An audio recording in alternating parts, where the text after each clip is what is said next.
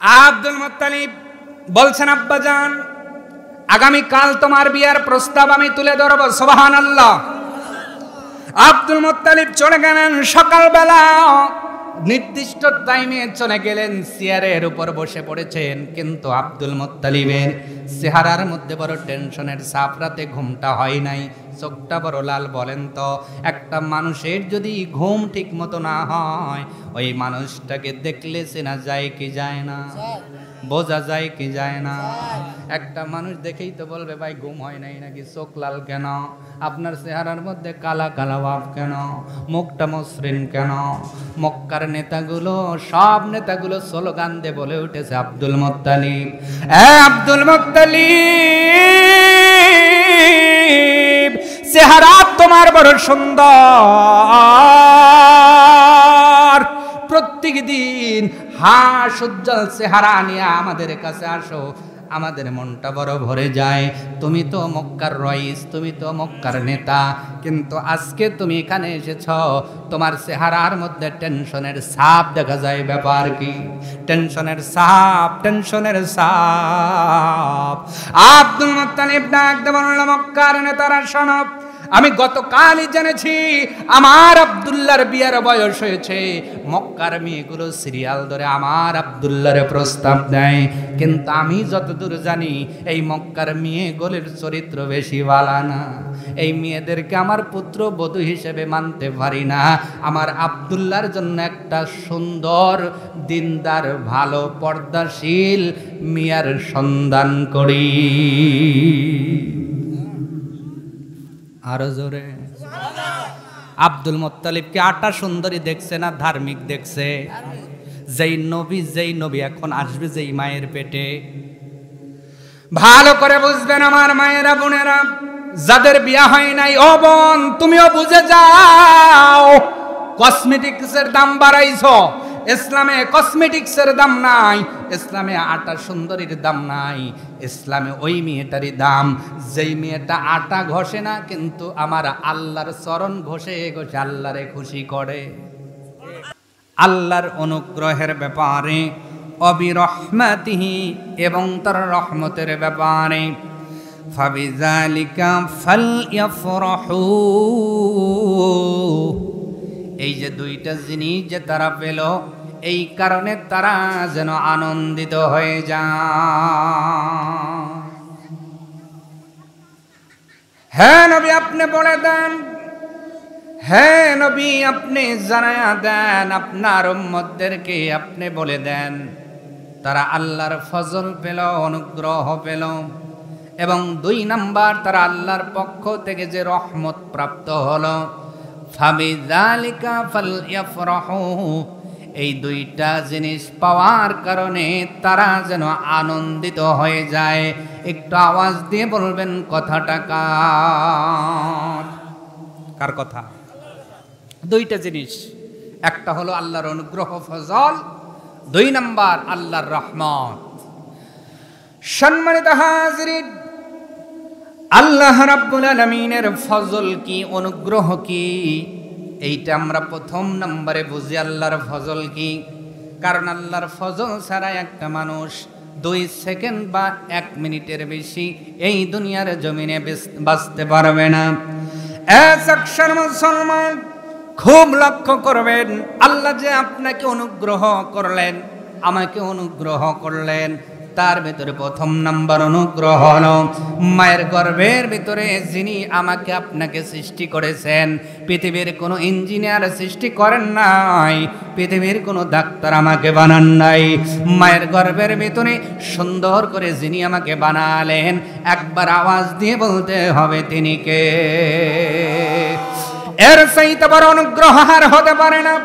আল্লাহ রাব্বুল আলামিন বলে, ও বান্দা বান্দি, দেখো গরুর পেটের মধ্যে গরু হয়, ছাগলের পেটের মধ্যে ছাগল হয়, কুকুরের পেটের মধ্যে কুকুর হয়, মাছের পেটের মধ্যে মাছের জন্ম হয়। কিন্তু বান্দা তুমি লক্ষ্য করে দেখো, গরুর মতো গরু দুনিয়াতে অনেক পাওয়া যাবে, ছাগলের মতো ছাগল অনেক পাওয়া যাবে, কুকুরের মতো কিন্তু অনেক পুকুর পাওয়া যাবে, কিন্তু বান্দা একটাবার লক্ষ্য করে দেখো আমি আল্লাহ তোমাকে কত সুন্দর করে ফজল দিয়ে অনুগ্রহ করে তোমাকে মায়ের গর্ভের ভিতরে এমন একটা চেহারা দিয়ে তোমারে বানাইলাম, যেই চেহারার মতো চেহারা পৃথিবীর জমিনে আর একটা মানুষকে আমি আল্লাহ দেই নাই। লাকাদ খালাকনাল ইনসানা ফি আহসানি তাকওয়িম। পৃথিবীর মানুষ, আমি আল্লাহ তোমাদেরকে তাকওয়িম করে বানিয়েছি। তাকায় দেখ বান্দা, গরুর চেহারা নিচের দিকে, গরুর মুখটা নিচের দিকে, ছাগলের মুখটা নিচের দিকে, কুকুরের মুখটাও নিচের দিকে, আপনার ভেড়ার মুখটাও নিচের দিকে। আমি আল্লাহ কত শক্তিশালী প্রাণী বানাইলাম, বাঘ হিংস্র প্রাণী, আপনার সিংহ হিংস্র প্রাণী, হাতি বড় বিশাল বড় প্রাণী। আমি আল্লাহ সব প্রাণীর মুখটা নিচের দিকে বানাইছি, এই জন্য তাদের তাকওয়িম বলি নাই। আমি আল্লাহ মানুষের ক্ষেত্রে তাকওয়িম শব্দ ব্যবহার করে জানাইলাম, আমি আল্লাহ তোদের মাথাটা নিচু বানাই নাই। তাকওয়িম শব্দ হলো সোজা সোজা, আমি আল্লাহ তোদের মাথাটা উঁচু করে সোজা করে বানাইছি। এই দামি মাথাটা শুধুমাত্র আমি আল্লাহ আমার চরণে পড়বে। একটু জোরে বলা যাবে কি সুবহানাল্লাহ? বিফাদলিল্লাহ। আল্লাহ পাক আয়াতে কারিমার মধ্যে বলছেন, দুইটা জিনিস পাওয়ার কারণে তোমরা আনন্দিত হও। এক নম্বর আল্লাহর অনুগ্রহ, তার ভিতরে বড় অনুগ্রহ হলো আজকে এখানে যে বসে আছেন, আপনাকে যদি আল্লাহ মায়ের গর্ভের ভিতরে না বানাতেন, আমি আপনি এই জায়গায় বসতে পারতাম? বলতে হবে ভাই, পারতাম?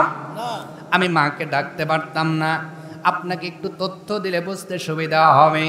বিজ্ঞান প্রমাণ করেছে, একবারে একটা বাবার ঔরাস থেকে মায়ের রেহেমের ভিতরে যখন সেই নাপাক পানিটা প্রবেশ করে, বিজ্ঞান বলছে, মেডিকেল সায়েন্স বলছে, একই সাথে মায়ের গর্ভের ভিতরে কমপক্ষে 6 কোটি শুক্রকীট প্রবেশ করে।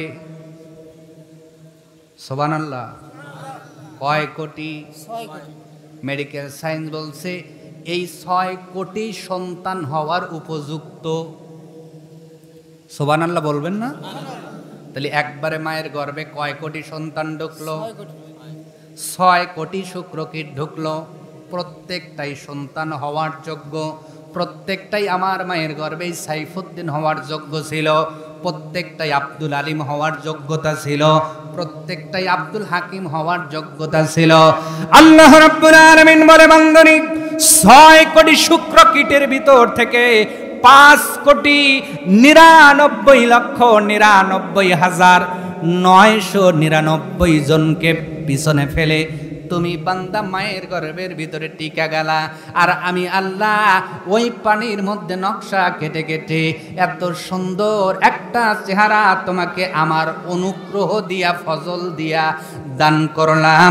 এই পৃথিবীর ময়দানে তোমার মতো একটা চেহারাওয়ালা মানুষ পাওয়া যাবে না। এর চাইতে বড় অনুগ্রহ কি আর আছে? বলেন, আছে? আপনি মানুষ হইলেন কিন্তু আপনার চোখ নাই, কি নাই? এমন অন্ধ মানুষ আমাদের ভিতরে আছে না নাই? তা আল্লাহ যে আপনাকে চোখ দিলেন, এইটা কার অনুগ্রহ? বলেন বলেন। আমাদের ভিতরে অনেক মানুষ আছে যাদের জবান নাই, আছে না নাই?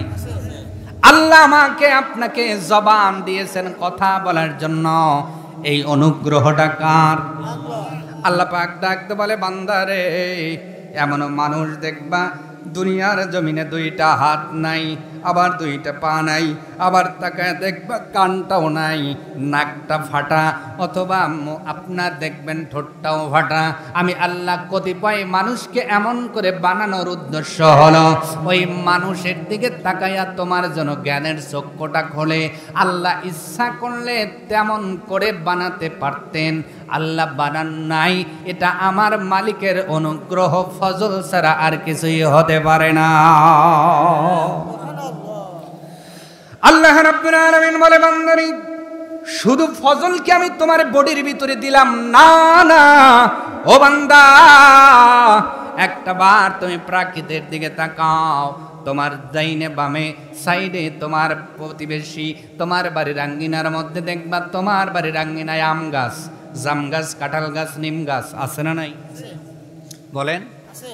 আল্লাহ কয় বান্দা অনুগ্রহ করে পৃথিবীতে আমি আল্লাহ গাছ বসায়া দিছি, যদি গাছ না দিতাম তোমরা প্রতিবারে যে নিঃশ্বাসটা ছাড়ো এটা হলো কার্বন ডাই অক্সাইড, তোমার ফুসফুসের যত দূষিত বায়ু তোমার নাক দিয়ে বের হয়, যদি গাছ না দিতাম পৃথিবী অ্যাটম বোমের মতো বাস্ট হয়ে যেত। নাউজুবিল্লাহ বলে। এ বান্দা এটা আমার অনুগ্রহ, তুমি যেইটা ছাড়ো খা গাছ সেইটা বক্ষণ করে, গাছ যেইটা ছাড়ে তুমি সেইটা নাও, শোষণ নাও, তুমি সেইটা নাক দিয়ে নাও, এর নাম অক্সিজেন। আর তোমার কার্বন ডাই অক্সাইড শোষণ করার ক্ষমতা আমি গাছকে দিয়েছি। সুবহানাল্লাহ। গাছ যদি হরতাল দিত আমাদের মানুষের মতো, আমরা যেমন নামাজে না যা হরতাল দেই, গাছ যদি বলতো আল্লাহ আমরা মানুষের ওই পরিত্যক্ত জিনিস শুষিয়ে নেব না, হরতাল হরতাল, কি আপনার নিঃশ্বাসের কারণে আপনিই মারা যেতেন। নাউজুবিল্লাহ বলেন না কেন? তাহলে এই চাইতে বড় অনুগ্রহ কি আর হতে পারে? আল্লাহ কয় বান্দারে গাছ অনুগ্রহ করলাম, আর আবার তাকায় দেখ সমুদ্রের মধ্যে লিটার লিটার পানি দিলাম, নদীর মধ্যে পানি দিলাম, পাতালের মধ্যে পানি দিলাম। এ বান্দা বান্দি, খাবার ছাড়া একটা মানুষ 7 দিন বেঁচে থাকতে পারবে, কিন্তু পানি ছাড়া একটা মানুষ 7 ঘন্টা বাঁচাই বড় দুষ্কর হয়ে যাবে। এ বান্দা আমি অনুগ্রহ করে তোমাকে পানিটাও সার্ভিস দিয়ে দিলাম। এইটা পৃথিবীর অন্য কারো অনুগ্রহ দয়া নয়, একজনের অনুগ্রহ, একজনের ফজল। জোরে বলেন তিনি কে? দুইটা জিনিস আল্লাহ আমাদের দিয়েছেন। এক নাম্বার হলো ফাদলিল্লাহ, আল্লাহর অনুগ্রহ, ওয়াবি রহমাতিহি, 2 নাম্বার সেই আল্লাহর রহমত, ফাবিযালিকা ফালইফরাহু। আল্লাহ পাক বলছেন এই 2টা জিনিস পাওয়ার কারণে তোমরা খুশি হয়ে যাও। খুশি হতে হবে কার কথা?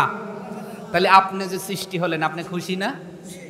আপনাকে যে আল্লাহ মাথার থেকে শুরু করে ফি আইয়ি সূরাতিম মা শাআ রাক্কাবাক, একটা স্বতন্ত্র চেহারা দিলেন, মাথা দিলেন, চোখ দিলেন, নাক দিলেন, মুখ দিলেন, কান দিলেন, জিহ্বা দিলেন, ভিতরে ফুসফুস, হার্ট, কত কিছু, বাল্ব, তারপরে কত কিছু দিলেন। কে দিলেন? আল্লাহ। এটা আল্লাহর অনুগ্রহ পেয়ে আপনি খুশি না?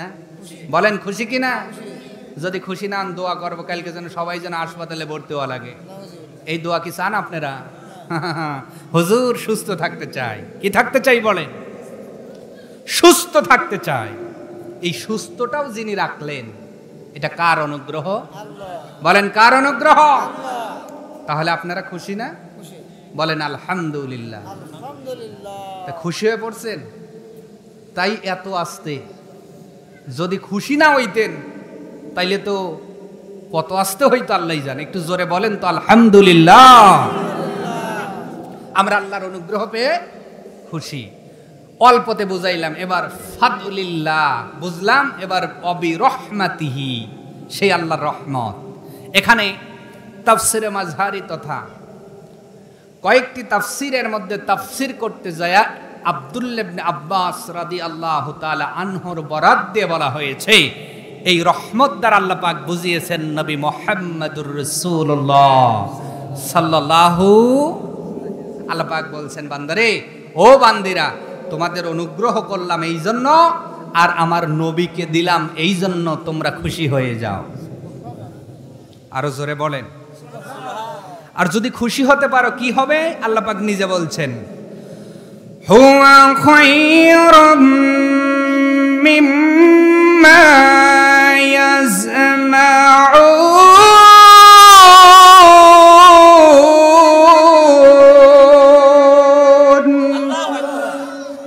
আল্লাহ রাব্বুল আলামিন বলছেন, যদি তোমরা এই 2টা জিনিস পেয়ে খুশি হয়ে যাও, হুয়া খায়রুম মিম্মা ইয়াজমাউন, এইটা সবচেয়ে ভালো হবে যা তোমরা সংগ্রহ করো, যা তোমরা গোছাও।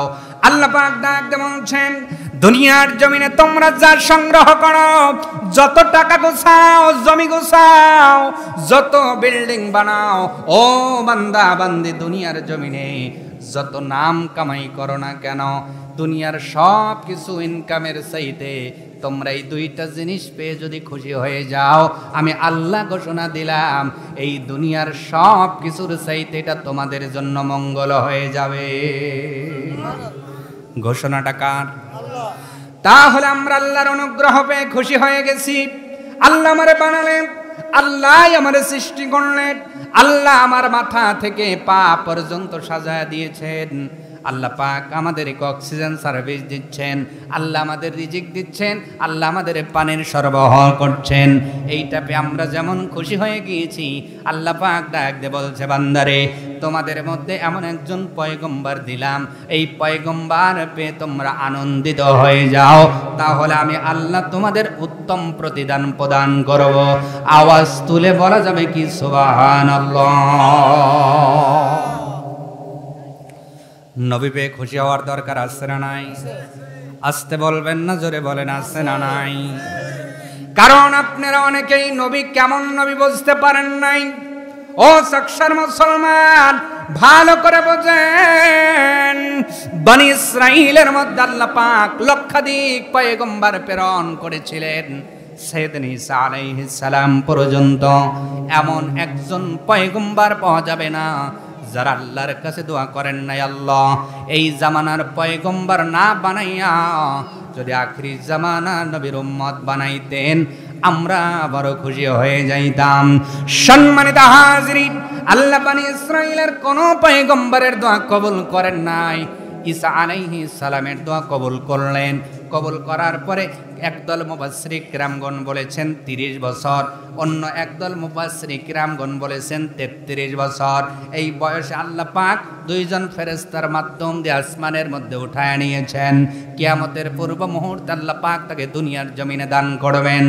সম্মানিত ভাইয়েরা, প্রমাণ হয়ে গেল এই জামানার নবী আমার আপনার নবী, সাইয়্যিদুল মুরসালিন, খাতামান নবীন, আউয়ালিন আল আখিরিন, নবী মুহাম্মদুর রাসূলুল্লাহ সাল্লাল্লাহু আলাইহি ওয়াসাল্লামের উম্মত হওয়ার জন্য আম্বিয়া আলাইহিস সালাম গণেরা দরখাস্ত করেছেন, আর আমরা বিনা দরখাস্তে তার উম্মত হয়েছি।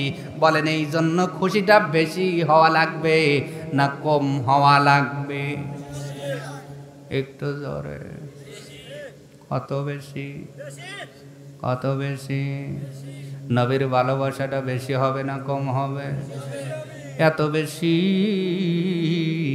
জবান দিয়া আওয়াজ নাই। খুশি হইলে তো আপনার কণ্ঠ দিয়ে আওয়াজটা জোরে বের হওয়ার কথা ছিল। কি আপনি ভালোবাসলেন নবীকে? হাদিস থেকে শোনাই, আল্লাহর নবী আখিরি জামানার পয়গম্বর রাসূল আরবি সাল্লাল্লাহু আলাইহি ওয়াসাল্লামের দরবারে ওমরে ফারুক চলে আসলেন। ফারুকে আজম, যার বড় ফারুক দুনিয়াতে আল্লাহর কখনো দিবেন না, আল্লাহর নবী যাকে ফারুক উপাধি দান করলেন। এই যে ফারুক, আমার ফারুক ডাক দিলেন, ওগো নবীজি, আমি আমার পৃথিবীর জমিনে আমার মা বাবা ভাই বোন সম্পদ যা কিছু অর্জন করেছি সব কিছুর চাইতে আপনি নবী আপনাকে বড় মহাব্বত করি, তবে আমার জীবনের চাইতে আপনাকে বেশি মহাব্বত করি না। বলছেন কে? হযরত ওমর রাদিয়াল্লাহু তাআলা আনহু। নবীজি ডাকতে বললেন, ওমর শোনো, লা ইউমিনু আহাদুকুম হাত্তা আকুনা আহাব্বা ইলাইহি মিন ওয়ালিদিহি ওয়া ওয়ালাদিহি ওয়ান নাসি আজমাইন। নবীজি নবুয়তের কণ্ঠে ডাকতে বললেন, আমার যত সময় পর্যন্ত তোমার মা বাবা সন্তান সন্ততি এমনকি তোমার জীবনের চাইতে পৃথিবীর সব মানুষের চাইতে তোমার কলিজার মধ্যে আমি নবী আমার মহাব্বত বেশি পয়দা না হবে, ওমর তুমি শুনে নাও, তত সময় পর্যন্ত তুমি পূর্ণ ঈমানদার হতে পারবা না। ওমরের মতো মানুষকে নবী বললেন তুমি পূর্ণ ইমানদার হতে পারো নাই, কারণ তোমার জানের চাইতে আমারে ভালোবাসতে পারো নাই ওমর। হযরত ওমর ফারুক রাদিয়াল্লাহু তাআলা আন ডাক দিয়ে বললেন, ইয়া রাসূলুল্লাহ, এই মুহূর্তে আমি ওমর ঘোষণা করে দিলাম আমার জীবনের চাইতে আপনি নবী আপনাকে বড় ভালোবাসি। নবীজি বললেন, ওমর এই মুহূর্তে তোমার ঈমানটা তাম্মাত পরিপূর্ণ হয়ে গেছে। আরো জোরে। ওমরের কাছে যদি নবী জীবনের চেয়ে দামি হইয়া তার ঈমান পূর্ণতা পায়, চাকসার মুসলমান বলেন আপনার কাছে নবীর মহব্বত কতটুকু হওয়া লাগবে? হ্যাঁ বলেন না কেন? কত বেশি? কত বেশি?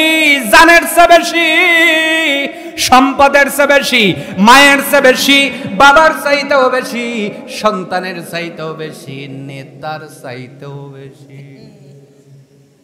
কথা কয় না। কার চাইতে বেশি?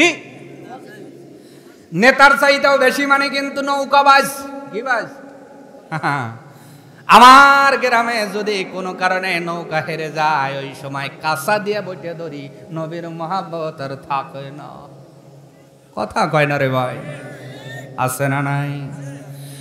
কোন নবীকে পেয়ে আপনাকে খুশি হতে হবে? নবী এখানে আল্লাহ বুঝানোর জন্য বিরহমাতিহি ব্যবহার করেছেন। নবী হলো রহমত, নবী রহমত। এটা আমি বলি নাই, আমার আব্দুল হাকিম আলোচনার মধ্যে কয়েকটা আয়াত টেনেছেন, তার ভিতরে এই আয়াতটাও পড়েছেন। আপনারা মনে রেখেছেন কেউ জানি না, আমি মনে রেখেছি। ওমা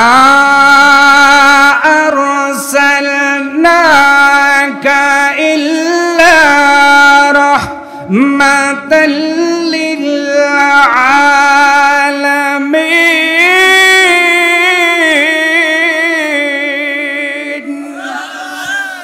আল্লাহ রাব্বুল আলামিন বলছেন, এমন একজন পয়গম্বর, ও নবী আপনি তো রহমত, রহমত, রহমত ছাড়া কিছুই নয়। তার মানে শুধু এই আয়াতে আল্লাহ নবীকে বোঝানোর জন্য রহমত ব্যবহার করেন নাই।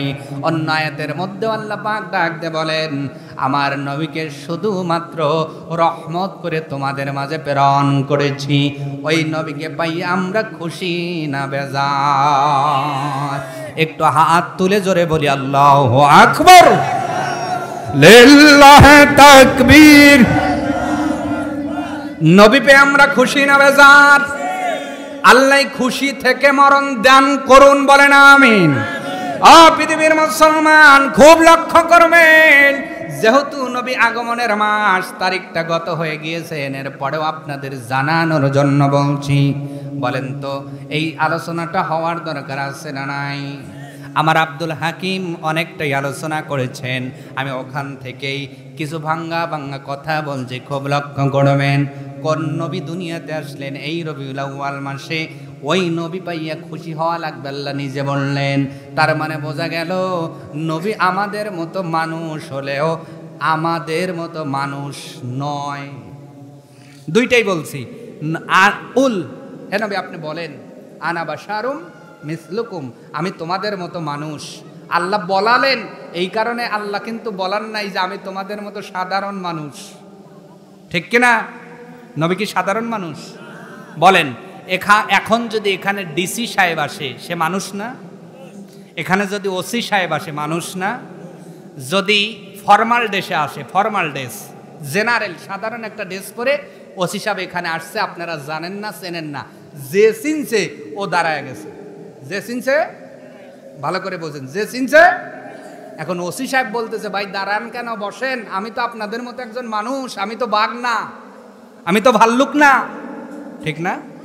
তো ওসি সাহেব যে বললেন আমি আপনাদের মতো মানুষ, বসেন। এখন যদি ওসি সাহেবকে বলেন, স্যার ভালো আছে, কথা কন, আপনি যা বলতেছেন কি, আপনি যেহেতু সাধারণ মানুষ ভালো আছেন, মানে গায়ে হাত দিয়া ধাক্কাইতেছেন, আপনি যাও বন্ধুর সাথে আচরণ করেন, ওই রকম আচরণ যদি ওনার সাথে করেন, আপনি এখানে না জেলে? হ্যাঁ, কথা বলা লাগবে। আল্লাহ নবীকে দিয়ে বলাচ্ছেন সাধারণ মানুষ অর্থ নবী, আপনি ঘোষণা করেন যেন মানুষগুলো ভয় না পায়। যদি তারা আপনাকে থেকে ভয় পায়, আপনার কাছে আসবে কেমনে আর ঈমান আনবে কেমনে? ঠিক কিনা? নবী সাধারণ মানুষ নয়, তবে সাধারণ মানুষ হয়েছেন যেন জেনারেলি মানুষগুলো যেতে পারে। সুবহানাল্লাহ বলেন।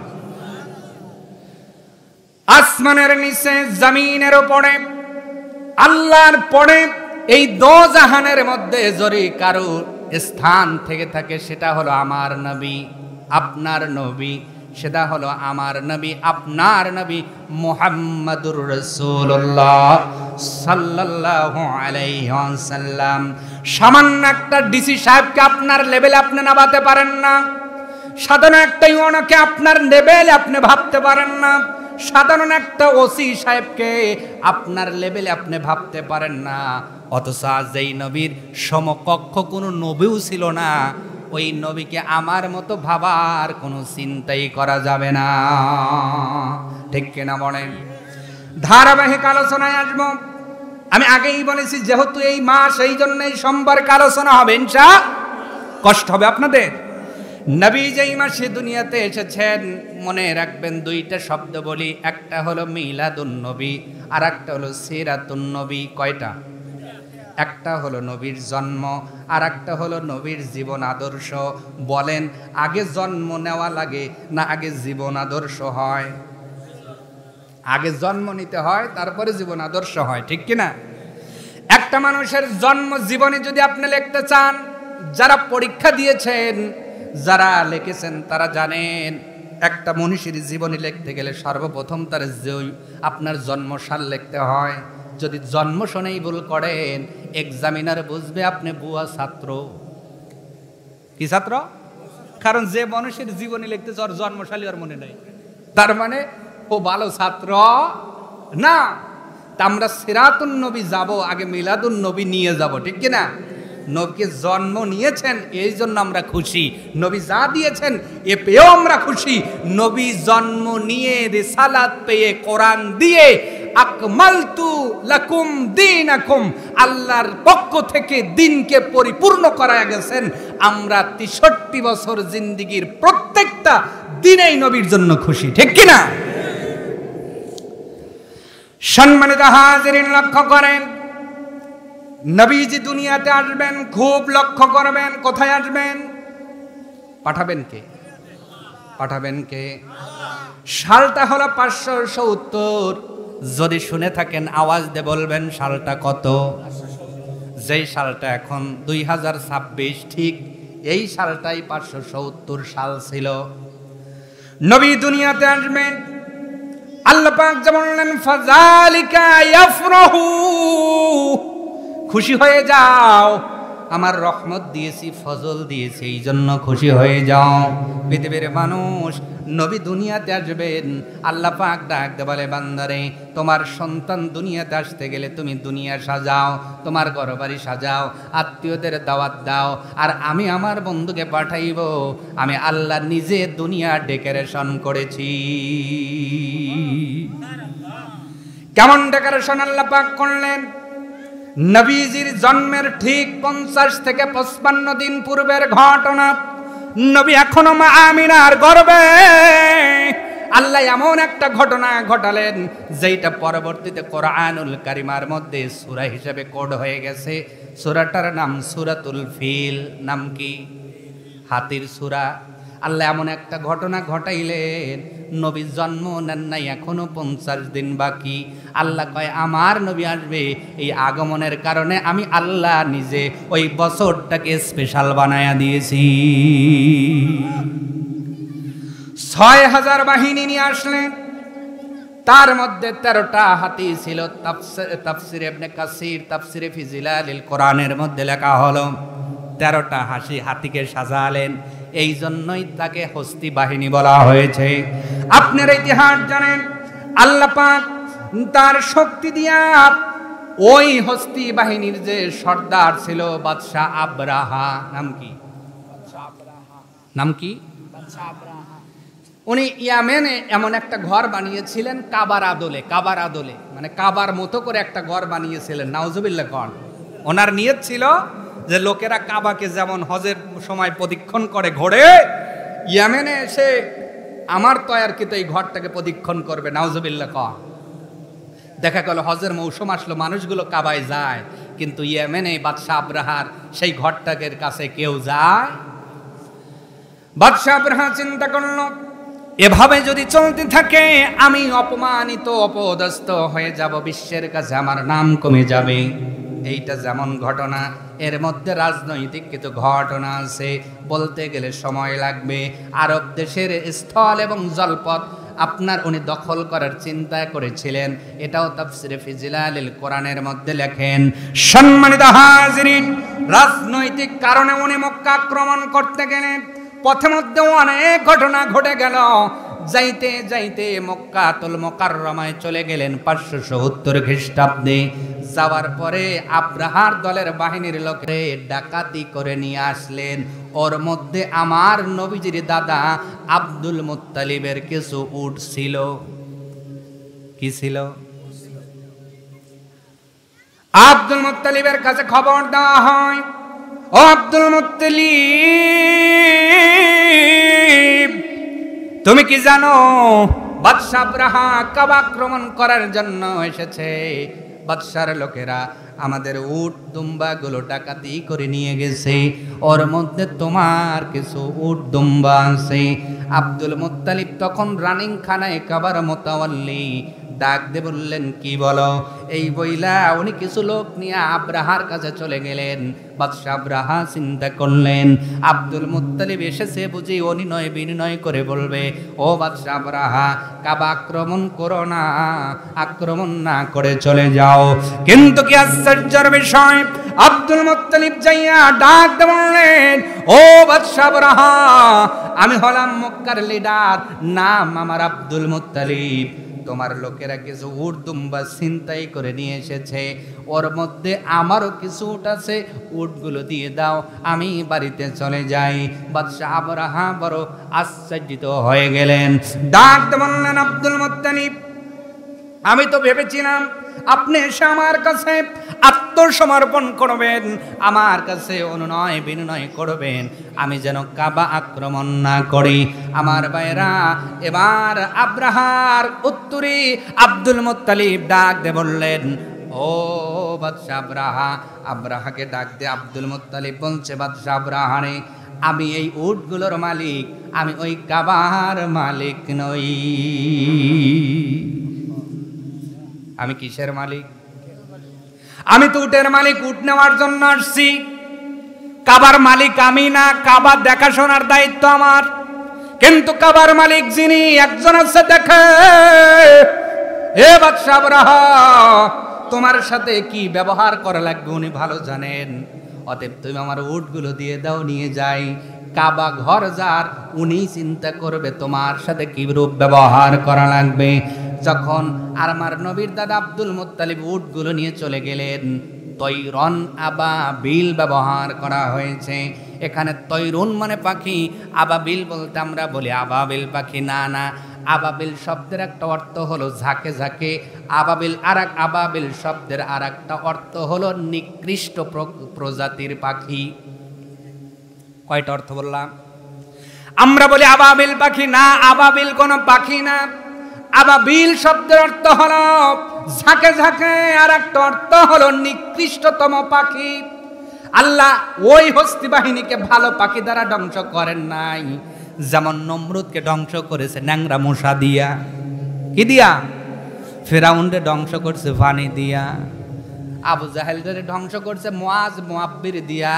আল্লাহ বড় বড় শক্তি, বাতিল শক্তিকে পরাস্ত করতে বড় শক্তি কাজে লাগান নাই। আল্লাহ রাব্বুল আলামিন বলেন, তায়রান আবাবিল। আবাবিল শব্দের অর্থ হলো ঝাঁকে ঝাঁকে, আর একটা অর্থ হলো নিকৃষ্টতম পাখি। আল্লাহ প্রত্যেকটা পাখির মুখের মধ্যে এমন কঙ্কর নিক্ষেপ করার ক্ষমতা দিলেন।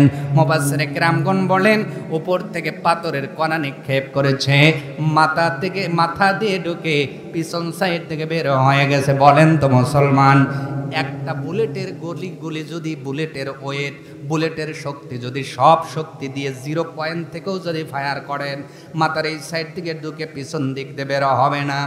সাধারণ কোনো বুলেটের তো ক্ষমতা নাই, পাওয়ার নাই। কিন্তু আল্লাহ পাকের সৃষ্টিকৃত পাখি আবাবিল ঝাঁকে ঝাঁকে পাখি যখন চলে আসলেন, ওই কঙ্কর যখন নিক্ষেপ করলেন, আল্লাহ পাক ডাক দে বলে বান্দারে, ওর মধ্যে আমার কুদরতি হাতের ইশারা ছিল, ওই কঙ্করকে এত স্পিডফুল বানায় দিয়েছি, সৈন্যর এই সাইড দিয়ে ঢুইকা পিছন সাইড দিয়ে বের হইতে দেরি হইছে, দুনিয়ার জমিন থেকে ইন্তেকাল করতে দেরি করে নাই।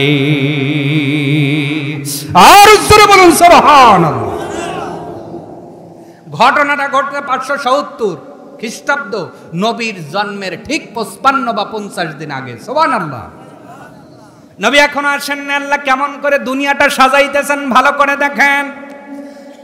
আর একটা ঘটনা আল্লাহ পাক ঘটাইলেন, 3টা বছর মক্কায় দুর্ভিক্ষ ছিল, মক্কার লোকেরা ভালো করে খাইতে পারেন না, মক্কার লোকেরা ভালো কিছু পড়তে পারেন না, মক্কার দেশে জমিতে কোনো ফলন হয় না। আল্লাহ পাক 3 বছর পরে ডাক দিয়ে বললেন, মক্কার লোকেরা তোমাদের মধ্যে আমার হাবিবকে আমি আল্লাহ দান করব, এই বছরে দান করব। আর নবী এসে যদি তোমাদের দুর্ভিক্ষ হয়, তোমরা আমার নবীকে অশুভ মনে করতে পারো, অতএব আমি আল্লাহ আমার নবীর জন্ম নেওয়ার বছর, এই কারণে 3 বছরের দুর্ভিক্ষ আমি আল্লাহ উঠায়া নিলাম। আরো জোরে বলুন সুবহানাল্লাহ। আল্লাহ 3 বছরের দুর্ভিক্ষ এই বছরে উঠায় নিয়েছেন। আল্লাহু আকবার। নবীর জন্ম এখনো হন নাই, আল্লাহ কিভাবে দুনিয়াটা ডেকোরেশন করলেন, অবিরহমাতিহি, সেই আল্লাহর রহমত যিনি, সেই আল্লাহর রহমত যিনি আমার নবী, আপনার নবী। নবী দুনিয়াতে আসবেন রে, বলেন তো নবীকে আসার যদি ঘটনা বলতে যাই, নবীর মা বাবার বিয়ের দরকার আছে না নাই? বলেন আছে না নাই? কারণ নবী নিজে বিশুদ্ধ হাদিসের মধ্যে বলছেন, উম্মত শোনো, আমি অবৈধভাবে আসা কোনো সন্তান নই। নবী নিজে বলছেন, আমার মা বাবার বিয়ে হওয়ার মাধ্যম দিয়া বৈধভাবে আমি নবী দুনিয়ায় এসেছি।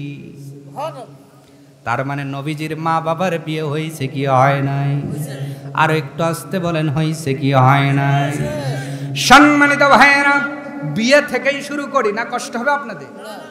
নবীর আব্বা আম্মার বিয়ে হবে, এরপরে নবীর জন্ম হবে, ইনশা, কষ্ট হবে না তো? আমার ভাইয়েরা, নবীজির জন্ম হবে, নবীর আব্বা আম্মার বিয়ে হবে, নবীজিকে আল্লাহ পাক 570 খ্রিস্টাব্দে প্রেরণ করবেন। এর পূর্বে নবীর মা বাবা বাছাই করতে হবে। আল্লাহ পাক যেমন তেমন বাবার ঔরসে তার নবীকে আনেন নাই।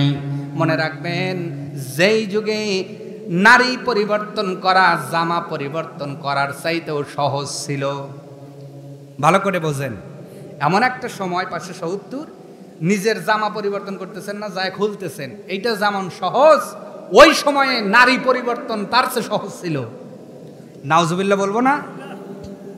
সেই যুগেও নবীর যিনি বাবা হবেন, ওনার চরিত্র এত ভালো ছিল, কোন নারীর দিকে উনি উঁচু করে তাকানি নাই। সুবহানাল্লাহ বাজ্জা বইলেন, এখন চুপ করে থাকে।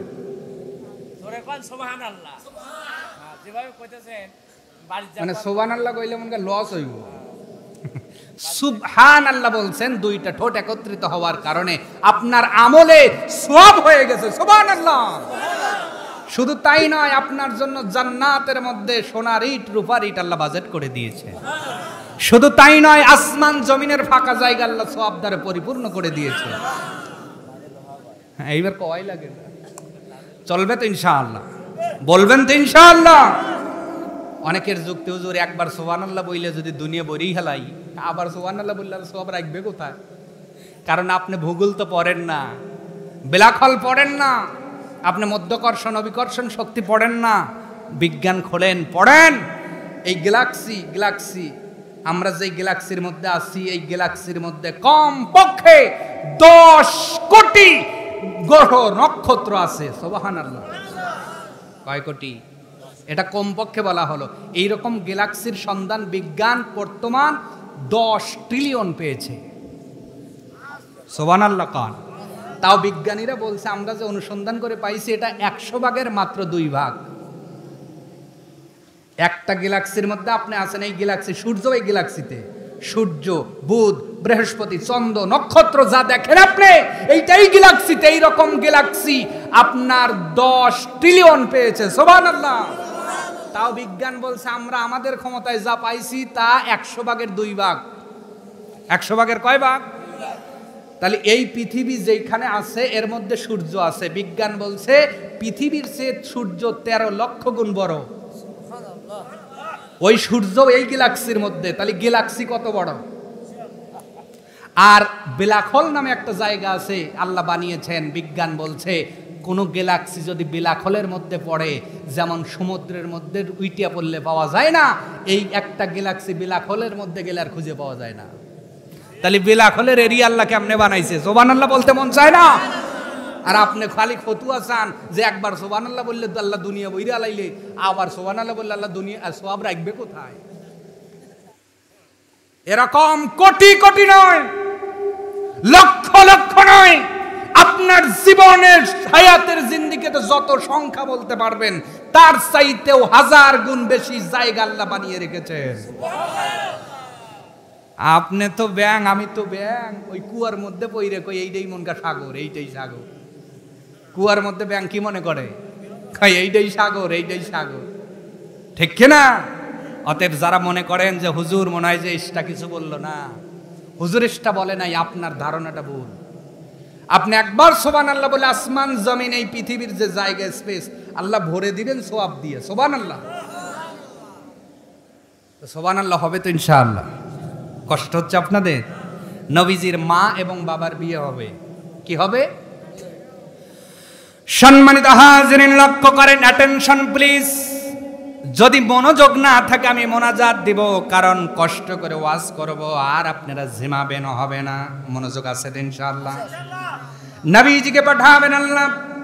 নবীর আব্বা বাছাই করলেন আব্দুল মুত্তালিব, খানায় কাবার মুতাওয়াল্লি। তার 10 জন সন্তান ছিল। আল্লাহ পাক সবচাইতে ছোট্ট সন্তান আব্দুল্লাহকে নবীর বাবা হিসেবে পছন্দ করেছেন। এখন যদি আমাকে প্রশ্ন করেন আল্লাহ কেন আব্দুল্লাহর এই পছন্দ করলো, এক কথায় উত্তর দিচ্ছি যুবক ভাইয়েরা ও যুবতী বোনেরা, তোমাদের সামনে এখন কথা বলছি, ভালো করে বুঝে যাবা, ভালো করে শুনে যাবা। আল্লাহ শুধুমাত্র আব্দুল্লাহকে বাছাই করার মধ্যে অন্যতম একটি কারণ ছিল, ওই 10 ভাইয়ের চাইতে আব্দুল্লাহর চরিত্র ভালো ছিল।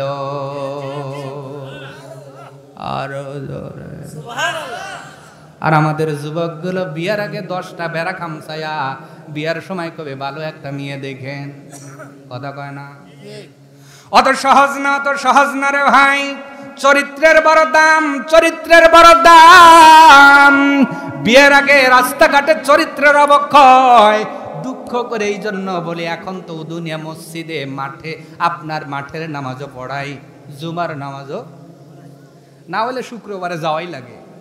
ওরে আল্লাহ, শুক্রবারের একটা দিন মুসলমানের দেশে আজান হইতেছে তাও কোথা বাদ যায় না, ইস ইস ইস, কথা কয় না। আছে না নাই? কি কয় তো বোঝা যায় না, খালি কোতে কেন কোতিস কে কো আছে না? একে হিন্দুর ছেলে যায় না মুসলমানের ছেলে যায়? আবার নামে বেনামে কার বউ কে দিয়ে হুন্ডার পিছনে দৌড়াইতেছে আল্লাহ ভালো জানে। আর এইগুলো আবার বিয়ে করার সময় হুজুর দোয়া করে, হুজুর 100টা হাতের মধ্যে গুজে দিছে, হুজুরও তো দোয়া বাইরে বাইসে দৌড়ছে, আল্লাহ জিগার আটার মতো লাগায় দিও, 2 মাস যায় না কয় ভাত খাবো না, তে রুটি খা।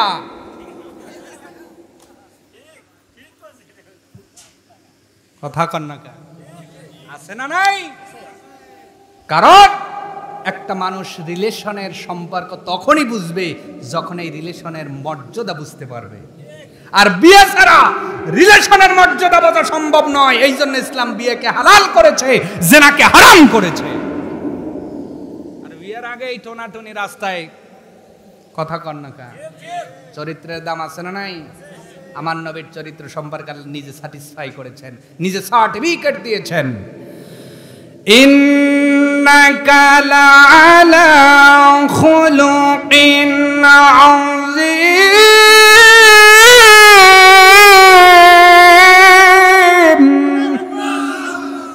আল্লাহ পাক তার নবীর চরিত্রের সম্পর্কে আজিম শব্দ ব্যবহার করেছেন। তার মানে নবী জানাচ্ছেন, উম্মত আমি যদি তোমার নবী হই, যদি আমাকে নবী মেনে কবরে যাওয়া লাগে রে উম্মত, অবশ্যই তোমার চরিত্র যদিও আজিম না হয়, কোনো কারণে যেন চরিত্র নষ্ট না হয়। তাহলে চরিত্র নষ্ট করা যাবে? আল্লাহ আমাদের যুবক এবং যুবতীদের বুঝদান করুক, বলেন আমিন। আমার নবীর জন্ম হবে, নবীর মা বাবার বিয়ে হবে। আল্লাহ পাক নিজে দায়িত্ব নিয়ে বাবা বাছাই করলেন। আব্দুল মুত্তালিবের ছোট্ট সন্তান নাম হলো খাজা আব্দুল্লাহ। রাস্তাঘাটে চলতে পারেন না, আমার নবীর পেশানি, আমার নবী আনোয়ার থেকে কিছু নূর নিয়া আব্দুল্লাহর কপালের মধ্যে, পেশানির মধ্যে আল্লাহ দান করেছে। আব্দুল্লাহ এমনি সুন্দর, আরো সুন্দর হয়ে গেছে। আরো কি হয়েছে?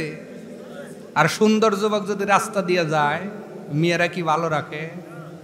বাংলাদেশে ইফটিজিং এর বিচার আছে, কিন্তু পুরুষ ইফটিজিং এর কোনো বিচার বলবল্লা। মহিলা ইফটিজিং এর বিচার বাংলাদেশে আছে, কিন্তু পুরুষ নির্যাতনের কোনো বিচারই নাই। আব্দুল্লাহ রাস্তায় চলতে পারেন না, রাস্তায় বের হচ্ছেন আব্দুল্লাহ। রাস্তার মেয়েগুলো, মক্কার মেয়েগুলো সিরিয়াল ধরেছে, ওই যে চেহারার উজ্জ্বলতা বেড়ে গেছে। আর আব্দুল্লাহ কোনো মেয়ের দিকে তাকায় না, সব মেয়েগুলো জোট পাকাইছে। জোট পাকায় ওরা কয়, আমাক পছন্দ করে না, বালা কথা, তোর চেহারা তো আমার সে বালা, তোকে পছন্দ করে না কেন? একসাথে যুক্তি কইরা প্রস্তাব দিতেছে, এ আব্দুল্লাহ চেহারা কত সুন্দর, তোমার চেহারা কত সুন্দর রে আব্দুল্লাহ, যদি তোমার জীবন সঙ্গিনী হিসেবে পাইতাম, আমাদের জীবনগুলো ধন্য হয়ে যাইত। সম্মানিত হাজরিন, মক্কার মেয়েগুলো সিরিয়াল ধরে যখন খাজা আব্দুল্লাহরে প্রস্তাব দেয়, খাজা আব্দুল্লাহ ডাক দিয়ে বলছে, এ মক্কার মেয়েরা, সিরিয়াল দইরা বিয়ার প্রস্তাব দাও। কারে দরি আর কারে সারি, কারে দরি আর কারে সারি, কারে হা বলি আর কারে না বলি। তবে একটা কথা ক্লিয়ার করি তোমাদের, শোনো, আমার বিয়ের জন্য আমি নিজে পাত্রী বাছাই করব না, আমার বিয়ের জন্য পাত্রী বাছাই করবে আমার বাবা আব্দুল মুত্তালিব। আস্তে বলবেন না, জোরে বলুন। যেই সময় নারী পরিবর্তন করা কোনো ম্যাটার করতো না, নো ম্যাটার, কোনো সমস্যা না, নো প্রবলেম, ওই সময় আব্দুল্লাহ ডাক দে বলছে, আমি আমার পছন্দে বিয়ে করব না, আমার জন্য পাত্রী বাছাই করবে আমার বাবা আব্দুল মুত্তালিব। আব্দুল্লাহ চলে গেলেন, যাওয়ার পরে ডাক দিয়ে বলছেন, আব্বা যান, মক্কার অলিতে গলিতে চলতে পারি না, মক্কার মেয়েগুলো সিরিয়াল ধরে ধরে বিয়ের প্রস্তাব দেয়। আব্দুল মুত্তালিব ডাক দিয়ে বলে, বাবা তুমি কি রাজি হইছ নাকি? বলে, না আব্বা, আমি আপনার উপরে দায়িত্ব দিছি। আব্দুল মুত্তালিব ডাক দিয়ে বলল, আব্দুল্লাহ রে, তোমার জন্য এই মক্কার মেয়েগুলো আমার পছন্দ হয় না, কারণ আমি মক্কার নেতা হওয়ার সুবাদে জানি এই মক্কার ম্যাক্সিমাম মেয়ের চরিত্রওয়ালা না। এ যুবক ভাই, বাবার দায়িত্ব দিলে বাবা তোমার জন্য খারাপ মেয়ে বাছাই করবে না। যেই বাবা তোমার জন্য ছোট্টবেলায় ভ্যান চালাইয়া দামি জুতা কিনে দিয়েছে, যেই বাবা তোমার জন্য দামি পোশাক কিনে দিয়েছে, যেই বাবা তোমাকে একটা ভালো স্কুলে পড়ানোর জন্য কষ্ট করেছে, কেমন করে চিন্তা করলা ওই বাবা তোমার লাইফ পার্টনার বাঁচতে ভুল করবে না রে ভাই? না না না। ও যুবক ভাই, ও যুবতী বোনেরা, তোমার লাইফ পার্টনার নিচে বাজাই না করে বাবা আমারে দায়িত্ব দাও, অবশ্যই ভালো একটা সঙ্গিনী তোমার জন্য নির্ধারণ করে দেবে। এরকম সন্তান দরকার আছে না নাই? আব্দুল্লাহ ডাইকা বলে, আব্বা এই ব্যাপার। আব্দুল মুত্তালিব ডাইকা বলে, ও বাবা অপেক্ষা করো, আগামীকাল খানায় কাবার নিকটে তোমার বিয়ের প্রস্তাব উপস্থাপন করব। কার কাছে? খানায় কাবা বোঝেন? কাবা, মক্কা, সুবহানাল্লাহ। এ বাবা, আগামীকাল তোমার বিয়ের প্রস্তাব আমি মক্কার ওই খানায় কাবার কাছে উপস্থাপন করব। তার কারণ হলো প্রতিদিন ওই খানায় কাবার নিকটে মিটিং হয়। আব্দুল মুত্তালিবের জন্য একটা গদির চেয়ার পাড়া থাকে। আব্দুল মুত্তালিব ওই চেয়ারে বসে, আর নেতাগুলো সামনে চটার উপরে, পাটির উপরে, বালুর উপরে বসে যায়। প্রতিদিন ওই খানায় কাবার নিকটে মক্কা ঘর আল্লাহর ঘরের কাছে মিটিং হয়। আব্দুল মুত্তালিব বলল, আব্বা জান অপেক্ষা করো, আগামীকাল তোমার বিয়ের প্রস্তাব আমি ওই জায়গায় তুলে ধরব। কারণ ওই জায়গায় দেশে বিদেশের অনেক সর্দার আসে, নেতা আসে। আমি খোঁজ নিয়ে দেখব তোমার জন্য সুন্দর কোনো পাত্রী পাওয়া যায় কিনা। এই সুন্দর শুধু আটার সুন্দরী না, সব দিকেই সুন্দরী, ঠিক কিনা? 1 নম্বর জামালিহা, 2 নম্বর মালিহা, 3 নম্বর নাসাবুহা, 4 নম্বর দীনিহা। 1 নম্বর হলো তার সৌন্দর্যতা, 2 নম্বর তার অর্থনৈতিক, 3 নম্বর তার বংশ, 4 নম্বর তার ধার্মিকতা। এই 4টে জিনিস যেই মিয়ার মধ্যে থাকে, হাদিসে নবী বলেন ওইটাই হলো সুন্দর। এছাড়া যেগুলো আছে চিত কপাইলে গোরা ছাড়া কিছুই না। প্রকৃত সুন্দর হাদিসের ভাষায় কয়টা গুণ বলেন? বলেন। যার ছেলে বিয়ে করার নাই ভালো করে হাদিস শুনে যান। 1 নম্বর জামালিহা, সৌন্দর্যতা। 2 নম্বর লাগবে হলো আপনার মালিহা, সম্পদ যদি থাকে ভালো। 3 নম্বর নাসাবুহা, বংশটা কেমন দেখবেন। 4 নম্বর ধার্মিকতা, দীনিহা, তার ধার্মিকতা কেমন। একটা মেয়ের মধ্যে এই 4টে গুণ যদি থাকে বিয়ে দিবেন, নবী বলেন তাম্মাত, তোমার পরিপূর্ণতা পেয়ে যাবা। নবী বলেন 3টা 4টা খুঁজতে যায়, যদি 3টা না পাও, তার ভিতরে সৌন্দর্যতা কম আছে, তার ভিতরে অর্থনৈতিক কম আছে, তার বংশের নামটাও দুর্বল, কিন্তু দীনিহা যদি 4 নম্বর তার ধার্মিকতা পাও, নবী বলেন 3টা ছেড়ে দিও, ওই মেয়েটার সঙ্গে ছেলে বিয়ে দাও, ওই মেয়ের সঙ্গে নাতি বিয়ে দাও। তোমার ছেলে নাতি ভালা করে সংসার করব, না হইলে সকাল বিকাল জাটা বাড়িয়া বাড়ি হইব। আব্দুল মুত্তালিব বলছেন, আব্বা জান আগামীকাল তোমার বিয়ের প্রস্তাব আমি তুলে ধরব। সুবহানাল্লাহ। আব্দুল মুত্তালিব চলে গেলেন সকালবেলা, নির্দিষ্ট টাইমে চলে গেলেন, চেয়ারের উপর বসে পড়েছেন। কিন্তু আব্দুল মুত্তালিবের চেহারার মধ্যে বড় টেনশনের ছাপ, রাতে ঘুমটা হয় নাই, চোখটা বড় লাল। বলেন তো, একটা মানুষের যদি ঘুম ঠিক মতো না হয়, ওই মানুষটাকে দেখলে চেনা যায় কি যায় না, বোঝা যায় কি যায় না? একটা মানুষ দেখেই তো বলবে ভাই ঘুম হয় নাই নাকি, চোখ লাল কেন, আপনার চেহারার মধ্যে কালা কালা ভাব কেন, মুখটা মসৃণ কেন? মক্কার নেতাগুলো, সব নেতাগুলো স্লোগান দিয়ে বলে উঠেছে, Abdul Muttalib, Abdul Muttalib,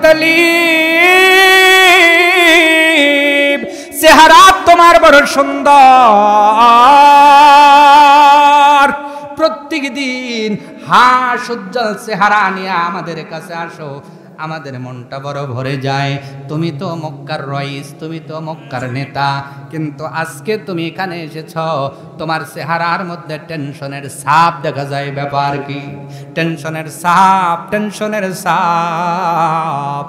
Abdul Muttalib ডাক দিয়ে বলল, মক্কার নেতারা শোনো, আমি গতকালই জেনেছি আমার আব্দুল্লাহর বিয়ের বয়স হয়েছে। মক্কার মেয়েগুলো সিরিয়াল ধরে আমার আব্দুল্লাহর প্রস্তাব দেয়, কিন্তু আমি যতদূর জানি এই মক্কার মেয়েগুলোর চরিত্র বেশি ভালো না। এই মেয়েদেরকে আমার পুত্র বধূ হিসেবে মানতে পারি না। আমার আব্দুল্লাহর জন্য একটা সুন্দর, দিনদার, ভালো, পর্দাশীল মেয়ের সন্ধান করি। আরো জোরে। আব্দুল মুত্তালিবকে 8টা সুন্দরী দেখছে না ধার্মিক দেখছে? যেই নবী এখন আসবে যেই মায়ের পেটে, ভালো করে বুঝবেন আমার মায়েরা, বোনেরা, যাদের বিয়ে হয় নাই, ও বোন তুমিও বুঝে যাও। কসমেটিক্সের দাম বাড়াইছো, ইসলামে কসমেটিক্সের দাম নাই, ইসলামে 8টা সুন্দরীর দাম নাই। ইসলামে ওই মেয়েটারই দাম যেই মেয়েটা আটা ঘষে না, কিন্তু আমার আল্লাহর চরণ ঘষে ঘষে আল্লাহরে খুশি করে। ঠিক কিনা? যেই মেয়েটা পর্দা করে আমার আল্লাহরে খুশি করে, যেই মেয়েটা মা বাবারে খুশি করে আমার আল্লাহরে খুশি করে, ওই মেয়েটা আমার আল্লাহর কাছে বড় দামি। না হইলে এতগুলো মেয়ের মধ্যে থেকে আমার নবীর আম্মা জান বিবি আমিনারে আল্লাহ ঠিক করে দিতেন না। আব্দুল মুত্তালিব যখন এই ঘোষণা দিয়ে দিলেন, শত শত নেতা বসে আছেন, পিছন দিক থেকে একজন নেতা দাঁড়ায়া বলছে, ও আব্দুল মুত্তালিব, তুমি যেই রকম পাত্রী চাও আমার ঘরে এই রকম একটা পাত্রী আছে। তোমার পরিচয় কি? লোকটা ডাক দিয়ে বলছেন, আমার বাড়ি মক্কায় নয়, আমি রাস্তা দিয়ে যাইতেছিলাম, তোমাকে দেখে বসে গিয়েছি মিটিং এর মধ্যে। আমার বাড়ি হলো ইয়াসরিবে, বর্তমান সেই জায়গাটার নাম হলো মদিনা। আমার বাড়ি হলো দূরদেশে, আমি এখানে সফরে এসেছিলাম। আমার নাম হলো ওহাব জুহুরি, আমার বাড়িতে একটা মেয়ে আছে। সুবহানাল্লাহ। আব্দুল মুত্তালিব ডাক দিয়ে বলছেন, শুধু মেয়ে থাকলে হবে না, কোয়ালিফিকেশন কি বলেন, কি কি বৈশিষ্ট্য গুণাগুণ? আব্দুল মুত্তালিবের কাছে ওহাব জুহুরি ডাক দিয়ে বলছেন, আব্দুল মুত্তালিব, আমার ঘরে এমন একটা মেয়ে আছে, আজ পর্যন্ত এই মেয়ের গায়ের উপরে সন্ধ্যের আলো পড়ে নাই। তার মানে রাত্রে বেলায় মেয়েটাও পর্দা করত। ওই মেয়ের উপরে আজ পর্যন্ত সূর্যের আলো পড়ে নাই। দিনের বেলাও আমার মেয়েটা বড় পর্দা করে। আমার ওই মেয়েটারে কোনো খালাতো ভাই দেখে নাই, মামাতো ভাই দেখে নাই, কোনো বয়ফ্রেন্ড দেখে নাই। হে আব্দুল মুত্তালিব, ও হলো আখি আম্বিয়া, আর আমি বাবা হইয়া আদর করে আমার কলিজার টুকরার নাম রেখেছি আমিনা। নাম কি রাখছে? আমিনা। নামটা ভালো না খারাপ? ভালো। কত সুন্দর নাম আমি বাবা আদর করে রেখেছি। আব্দুল মুত্তালিব, তোমার ছেলের নামও ভালো, আমার মেয়েটার নামও। অলি ডলি মিনি গ্যাসকেট রাখেন নাই, তখন তো নবী আসেনি নাই, ইসলামও নাই। এরপরেও মা বাবা নবীর আব্বা আম্মার নাম কিন্তু খারাপ না, কথা বলেন। অথচ সেই নবীর উম্মত হওয়ার পরে অলি ডলি গেল কত কিছু নাম আজকে আমাদের দেশে পাওয়া যায়। তার মানে নামটা যারা ভালো, কাজ এক সময় ভালো হওয়ার সম্ভাবনা থাকে। সুক যদি কারোর নাম হয়, কিয়ামত পর্যন্ত মিটে হওয়ার সম্ভাবনা নাই। নামটা ভালো লাগবে, ভালো লাগবে। ওহাব জুহুরিটা একদম বলছে, আব্দুল মুত্তালিব, আমার মেয়েটা আখি আম্বিয়া, আমি আদর করে নাম রেখেছি আমিনা। আব্দুল মুত্তালিব টেনশনে ছিলেন, চেহারার মধ্যে হাসি ফুটে উঠেছে। ডাক দে বলে, অপেক্ষা নয়, অপেক্ষা নয়, তুমি আজকে যাও, আগামীকাল আমি আমার বেটা নিয়ে আইতেছি। যেই সালাম আলাইকুম তেই নাস্তা। সুবহানাল্লাহ, সুবহানাল্লাহ। কারণ সুন্দর জিনিস বেশি দিন থাকে, যদি লেট হয়ে যায়। আব্দুল মুত্তালিব বলছে, তুমি চলে যাও, আগামীকাল আমি আমার সন্তানটারে নিয়ে রওনা হব। বাড়িতে যাইয়া হাসি নিয়ে ফিরেছেন। আব্দুল্লাহ ডাক দিয়ে বলছে, আব্বা জান গেলেন টেনশন নিয়ে, আসতেছেন হাসি দিয়া। আব্দুল মুত্তালিবকে, আব্বা কাম হইছে, পাত্রী একটা পাইছি, তবে বেশি সহজ না, যাইতে হবে 600 কিলো। 600 কিলো আর জোরে। এখান থেকে ঢাকার দূরত্ব হলো 150 কিলো, গড়ে ধরেন। ঢাকা থেকে চট্টগ্রামের দূরত্ব 150 কিলো, হয়েছে কত? 300 কিলো।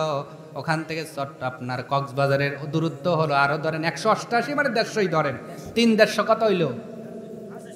450 কিলো যাইতে, তাও বাসে যান। হানিফ গাড়ি, কি গাড়ি? হানিফ গাড়ি, Sajadpur travels, C line, Pabna express, তারপরে শ্যামলী, একতা, গ্রিন লাইন, কত বাস দিয়ে যাইতেছেন, কত গিয়ার, কত গিয়ার, কত ভালো রাস্তা। এরপরেও নয় সস্তা, অনেকে যাইতে তো কয় মানে কি ভুল বললাম? অনেকে যাইতে তো আপনার সমস্যা হয়ে যায়, এত দীর্ঘ টাইম বসে থাকা যায়। আবার কোনো কারণে সন্তানের বিয়ে যদি কুমিল্লা হয়, বলেন তো আত্মীয় স্বজন গাইল পারে কি পারে না? কয় তোর খায়া কাম নাই, আমার এলাকায় মেয়ে আসিল না রে, ওই এত দূরে বিয়ে করা লাগবো তো, ঠিক কিনা? তার মানে বোঝা যায় মিয়া যদি ভালো হয় দেশ ছেড়ে বিদেশেও যাওয়া যায়, কিন্তু মিয়া নওড়া হবে। সুবহানাল্লাহ। মনে রাখবেন, 3টা উট নিলেন, কয়টা? একটা আব্দুল্লাহর জন্য, একটা আব্দুল মুত্তালিবের জন্য, আর একটা ফ্রি। কারণ আব্দুল মুত্তালিবের নিয়ত শুধু দেখা না, যদি মিয়া ভালো হয় বিয়ে করা, এই উটে নিয়ে আসবো। আরো জোরে, আরো জোরে। খেলতেছেন কে? এই খেলাটা খেলতেছেন কে? সনটা 570। সুবহানাল্লাহ বলে না, 569। সম্মানিত হাজিরিন, খুব লক্ষ্য করবেন, আমার আব্দুল হাকিম কয় এলাকার লোকজন এক দাওয়াত দিল না। আগেই তো বলছি বাসের শহর না, যে ইচ্ছা করলেই 2-4-5 জনকে নিয়ে যাওয়া যাবে, আর বললেও তো সবাই যাবে না। কম পক্ষে 7 থেকে 8 দিন, এমনকি কোন বর্ণনায় এসেছে মক্কা থেকে ওই সময় মদিনায় যাইতে 10 দিন লেগেছে। কয় দিন? আরো জোরে। আসতে কয় দিন? মোট কয় দিন? আপনি যদি বলি ভাই একটা বিয়ে খাওয়ার লাগবো, 20 দিনের দাওয়াত, আপনি যাবেন? খেলা তো খায়া কাম নাই, 20 দিনের দাওয়াত দিতেছেন আপনি। এই দিনের ভাড়া কে দিব? পাঁচ খরচ কে দিব? আমার মতো হুজুর করলে 20 দিনের জালসার দাওয়াত দেন, তাহলে জালসার টাকা দেন আগে, ঠিক কিনা? বিভিন্ন কারণে, সঙ্গত কারণে লোকজন নেওয়া সম্ভব হয়। আর তারপরে হলো একটা ব্যাপার আছে, আগে দেখবো, পছন্দ হবে, কথা কাজে মিল নাও হতে পারে, তাহলে যাবে 2 জন, নিয়ত একটা, যদি পছন্দ হয় বিয়ে হবে। সুবহানাল্লাহ। বাবা ছেলে মেয়ে রওনা হয়ে গেলেন। দীর্ঘদিন জার্নির পরে চলে গেলেন ওহাব জহুরির বাড়িতে। খুব সংকীর্ণ করে দিচ্ছি, ভালো করে বুঝবেন। ওহাব জহুরির বাড়ির মধ্যে যায়, গেটটা নক করেছেন, টক টক করে আওয়াজ হইতেছে। ভিতর থেকে আওয়াজ হয় কে? আব্দুল মুত্তালিব বলে, ও ওহাব জহুরি, তুমি দাওয়াত দিয়ে এসেছো, মেহমান আসবে, তোমার কি খবর নাই? সুবহানাল্লাহ। আমি তো গতকালকে এসেছি। কয় তুমি গতকাল আইছো, আমরা আজকে আইতেছি, কারণ তোমার আর আমার রওনা দেওয়ার ডেটও ছিল একদিন তফাৎ। তুমিও দ্রুত এসেছো, আমরাও দ্রুত এসেছি। ওহাব জহুরি, মেয়েটাকে দেখানোর ব্যবস্থা করো। ওহাব জহুরি বসতে দিলেন, কিন্তু আমিনা বিবির কাছে এখনো এই খবরটা পৌঁছানো হয় নাই। অলরেডি বেটা আর বেটার বাপ ঘরে বইসা রইছে। পথ পরে দিছে কয় কিলোমিটার? বলেন বলেন। 600। কত? মাইল হিসাব করলে 400। যদি মাইল গোনেন কয়শো? কারণ 1 মাইলে 1.5 কিলো। 400 মাইল যদি আপনি কিলোমিটারে রূপান্তরিত করেন, তাহলে 600 কিলোমিটার হবে। আপনারা মাইল বোঝেন আর কিলো বোঝেন, যাই বোঝেন। যদি মাইল ধরেন 400 মাইল, কিলো ধরলে 600 কিলো। 600 কিলো পার দিয়ে মেয়ে দেখতে গেছে বাপ বেটা, কিন্তু মিয়ার কানে খবর নাই। ওহাব যখনই চিন্তা করলে, আমি মনে করেছিলাম কয়দিন পরে আইবো। হ্যাঁ, বাপ বেটা ডেটা তো ভালো রে, বাস হাওয়াল নিয়ে এরে পরের দিনই চলে আইছে। ওই আনতো না ভাইয়া, বাপ বেটারে বসায় রাইখা চইলা গেছে বিটির কাছে। যায় কয়, মা রে একটা কথা কই। সুবহানাল্লাহ। কইতেছে কে? আমার নবীর নানা ওহাব জহুরি নবীর আম্মার কাছে বলছেন, মা একটা কথা বলি। মা আমিনা বিবি কত নম্র ভদ্র ছিলেন, ভালো করে বোঝেন আমার মায়েরা। যেমন তেমন মায়ের গর্ভে নেক সন্তান আল্লাহ দান করেন না।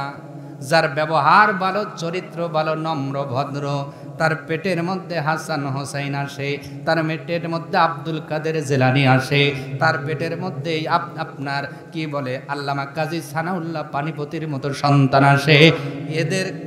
এদের পেটের মধ্যেই আপনার শাহ মকদম, শাহপরান, শাহজালালের মতো সন্তান আসে।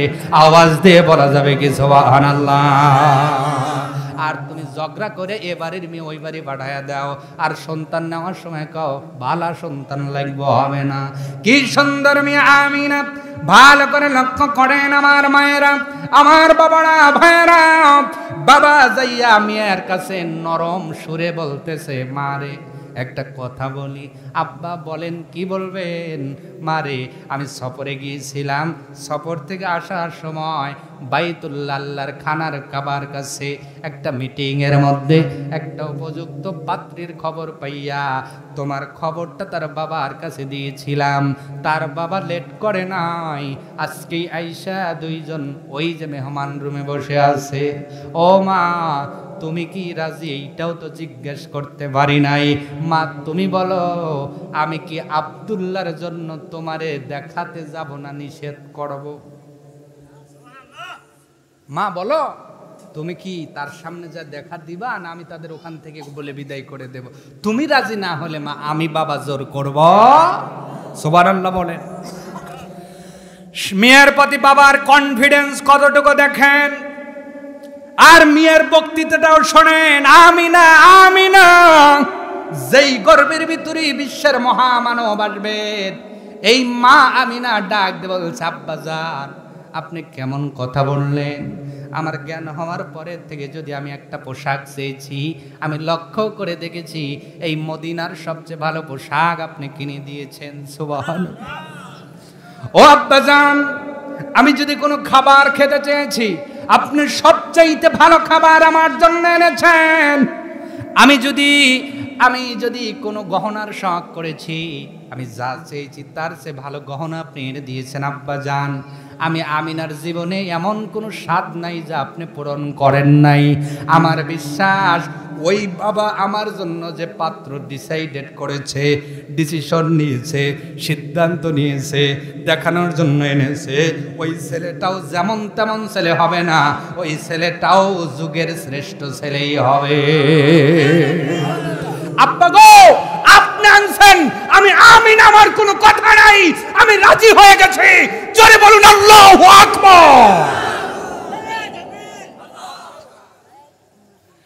আমিনা বিবি রাজি হয়ে গেলেন।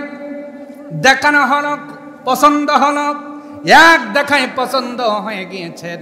আর দেরি নয়, আর দেরি নয়। নবী হাদিসের মধ্যে বলেছেন, বৈধভাবে বিয়ে হওয়া মা বাবার গর্বে, মায়ে বাবার ঔরসে এসেছেন। বিয়ের হলো দুইটা শর্ত। জোরে কয়টা? মুখস্থ করেন, কয়টা? আরো জোরে।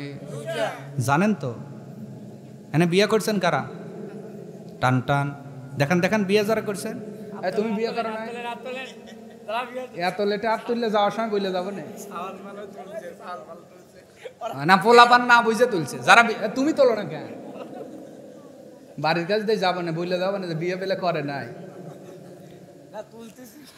এখন যদি বলি, আপনি বলেন বিয়ের শর্ত কয়টা? কয়টা? হুজুর দেখাইছি দুইটা। এখন যদি বলি কি কি বলতে পারবেন? অনেকেই পারবেন না, হয়তো লজ্জা দেওয়ার জন্য বলি নাই। বলেন তো, মুসলমান হিসাবে এই কথাগুলো জানার দরকার আছে না নাই? এক নম্বর হলো ইজাব, প্রস্তাব দেওয়া। দুই নম্বর শর্ত হলো কবুল, গ্রহণ করা। ছেলে পক্ষ প্রস্তাব দিবে, মেয়ে পক্ষ গ্রহণ করবে। বিয়ে হয়ে গেল, সাক্ষ্য থাকলেই বিয়ে হয়ে গেল। কিন্তু ছেলেকে যে বলায় এটা মুস্তাহাব আমল, ছেলেকে বলায় এটা কি আমল? না বললে সমস্যা নাই, বিয়ে হয়ে গেছে, কিন্তু এটা মুস্তাসনা, মুস্তাহাব, উত্তম একটা বিষয়। এই জন্য আমরা ছেলেকেও বলাই। সে তো স্বামী স্বীকার করছে, তুমি স্ত্রী স্বীকার করো, বলো কবুল করলাম। কিন্তু কয়টা শর্ত? একটা ইজাব, একটা কবুল, একটা প্রস্তাব দেওয়া, আর একটা গ্রহণ করা। আর মাঝখানে জ্ঞানবান কিছু সাক্ষ্য থাকলেই বিয়ে হয়ে গেল। ইজাব হলো, কবুল হলো। মা আমিনা আর আব্দুল্লাহর বিয়ে সম্পন্ন হয়ে গেল। রাত চলে গেল। আব্দুল মুত্তালিব বলে, বিয়ে সাহেব, ওহাব জহুরি আর দেরি করাবেন না, তাড়াতাড়ি বাড়িতে চলে যেতে হবে। সুবহানাল্লাহ। ওহাব জহুরি ঠেকালেন না। ওই যার একটা উট নিয়ে এসেছিলেন, উটের উপরে মা আমিনাকে উঠাইলেন। আর এক বর্ণনায় পাওয়া যায়, ইতিহাস গ্রন্থের ভিতরে পাওয়া যায়, মা আমিনাকে আব্দুল্লাহর উটের মধ্যেই দিয়ে দেওয়া হলো। সুবহানাল্লাহ। স্বামী স্ত্রী এক উটের মধ্যে আর একটা উট ফিরে যায়, উট পরিবর্তন করে করে ওনারা আসা শুরু করলেন। দীর্ঘদিন চলে আসলেন। বলেন তো মক্কার নেতার গড়ে বৌমা এসেছে, দেখার জন্য কি লোকের অভাব হয়েছে কিনা? অভাব হয় নাই। মক্কার মেয়ের থেকে ছেলে, নারীর থেকে বুড়ি, ছুরি সব এক জায়গায় হইয়া দলে দলে আব্দুল্লাহর ঘরে, আব্দুল মুত্তালিবের বাড়ির মধ্যে ঘের দিয়ে ঢুকতেছে। আব্দুল মুত্তালিব মক্কার বড় নেতা, এই দেশে মেয়ে পায় নাই, তার ছেলের জন্য 600 কিলো দূরের থেকে মেয়ে আনছে। কি মেয়ে কথা কয় না, অনেকে ভালোভাবে নেয়, এটা অনেকে আবার ক্রিটিসাইজ করে, কি রে অমুক দেশ থেকে আনছে মেয়ে, কি রে, ঠিক কিনা খান। তারপরে আবার আব্দুল্লাহরে প্রস্তাব দিয়ে বউ বের পারে নাই, রাগ তো কিছু আছে, ঠিক কিনা কন। অনেকে আব্দুল মুত্তালিবের বিয়েই হইতে চাইছে, হইতে পারে নাই, রাগ আছে না নাই? আমাদের মধ্যে এমন রাগ থাকে, আমি মেয়ে দিবে চাইলে আমার ও লিল না, কি মেয়ে আনছে, ঠিক কিনা। এ কারণে অনেকে গেছে। কিন্তু আল্লাহর কসম, আমার নবীর আম্মা জান রে যেই মেয়েগুলো দেখছে সব পছন্দ করছে, সুবহানাল্লাহ। কিন্তু ছেলেদের দেখার কোনো সুযোগ নাই। তাহলে মা আমিনা ওই সময় পর্দা করছে, সুবহানাল্লাহ। আর এখন আমাদের মেয়েগুলোর বিয়ে হয় জর্জেট শাড়ি ছাড়া বিয়েই হয় না। কথা এইদিকে গেলে লম্বা হয়ে যাবে। মা আমিনারে দেখতেছেন, পুরুষ এলাও নাই, মেয়েগুলো আসতেছেন, দেখতেছেন। দেখা শেষ হয়ে গেল, বাসর হলো একসঙ্গে। আমার নবীর আব্বা যান, আমার নবীজির আম্মা যান একত্রে 3 মাস ঘর সংসার করলেন। কয় মাস? 3 মাস ঘর সংসার করলেন। মনে রাখবেন বিষয়গুলো। 3 মাস একত্রে একই বাড়িতে একই ঘরের মধ্যে 2 জন থাকলেন। 3 মাস পরে আব্দুল্লাহ ডাক দিয়ে বলছে, আমিনারে, আমরা তো ব্যবসায়ী বংশের পোলাপান, ব্যবসা করে যা পুঁজিয়াজি ছিল, বিয়ে করে সব কিছু করে এই যে আমি বসে বসে খাইলাম, সব কিছু তো শেষ হওয়ার পথে। যদি অনুমতি দাও, ব্যবসা করার জন্য একটু চলে যেতে চাই। আমার বন্ধুগণ ব্যবসা করার জন্য চলে যাইতেছে। আমিনারে অনুমতি চাই। আমিনার কাছ থেকে অনুমতি পাইয়া আব্দুল্লাহ ব্যবসা করার জন্য মক্কা থেকে একটা শহরে চলে গেলেন। এই মক্কা একটা শহরে ব্যবসা করার জন্য গেলেন। এইটা একটা শহর, এই মক্কা থেকে এই শহরে গেলেন। শহরটার নাম হলো মাদায়েন। যদি শুনে থাকেন, বুঝে থাকেন বলবেন এই শহরটার নাম কি? আরো জোরে। আব্দুল্লাহ মক্কা থেকে বন্ধুদের নিয়ে এই মাদায়েন শহরে ব্যবসা করলেন দীর্ঘদিন। ব্যবসা করার পরে বড় লাভবান হয়ে গেলেন। বন্ধুদের নিয়ে এই মাদায়েন থেকে ফিরে আসবেন। মনে রাখেন, মাদায়েন থেকে এই জায়গায় একটা শহর। কোন জায়গায়? ঠিক এই জায়গায়। এই জায়গায় একটা শহর মাদায়েন, মক্কা। এই 2টা শহরের মাঝখানে একটা শহর। শহরটার নাম হলো ইয়াসরিব, যেই শহরটা এখনো হলো মদিনা। এই মদিনা পার হয়ে 70 মাইল দক্ষিণ পশ্চিম কর্নারে একটি জায়গা, জায়গাটার নাম হলো আরফ।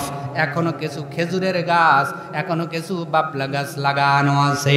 যারা হজ করতে যাবেন লক্ষ্য করবেন, মদিনা শহর থেকে 70 মাইল দক্ষিণ পশ্চিম কর্নারে ওই জায়গাটা অবস্থান করতেছে। জায়গাটার নাম হলো আরফ।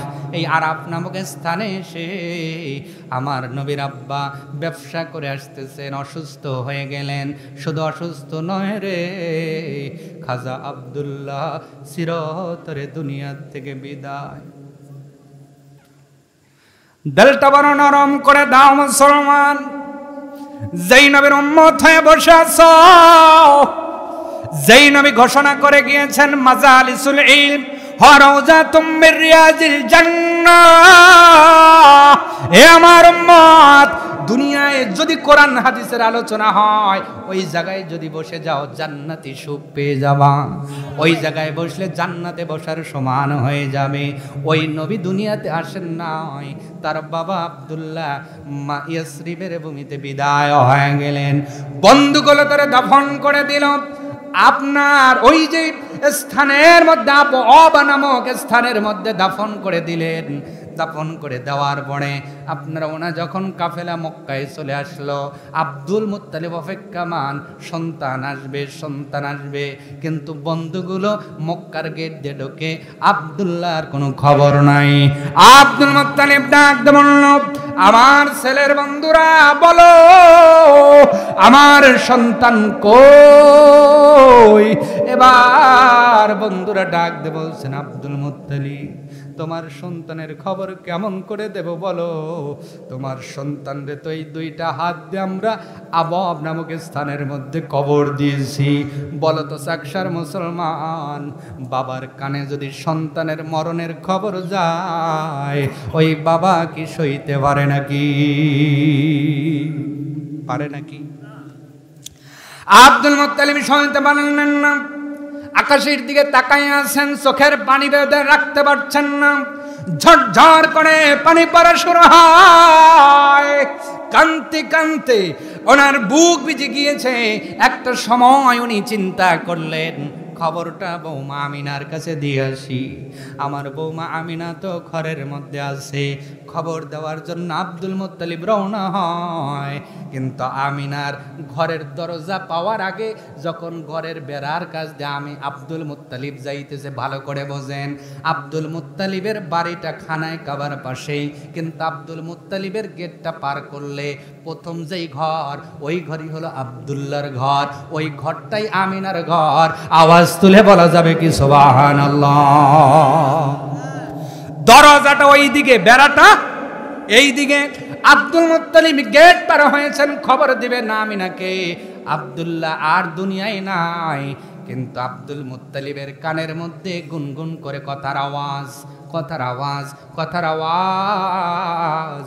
আব্দুল মুত্তালিব থ মেরে গিয়েছেন, না না, আমি জানি আমার বৌমা এই চরিত্রের না, আমার সন্তান অবর্তমানে কোনো পর পুরুষ আমার আমিনার ঘরে ঢুকবে, এইটা আমি কখনো বিশ্বাস করতে পারি না, আমি মেনেও নিতে পারি না।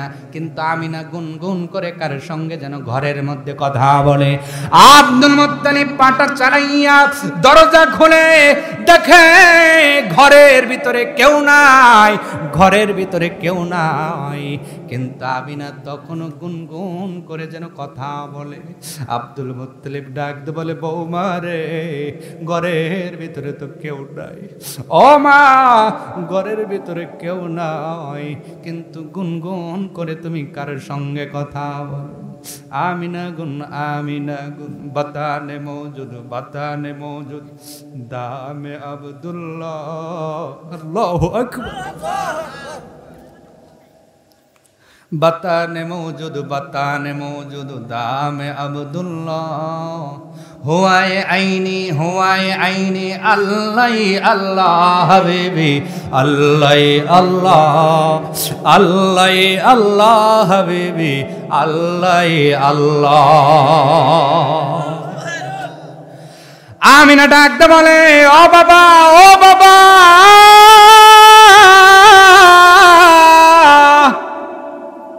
কি বলবো?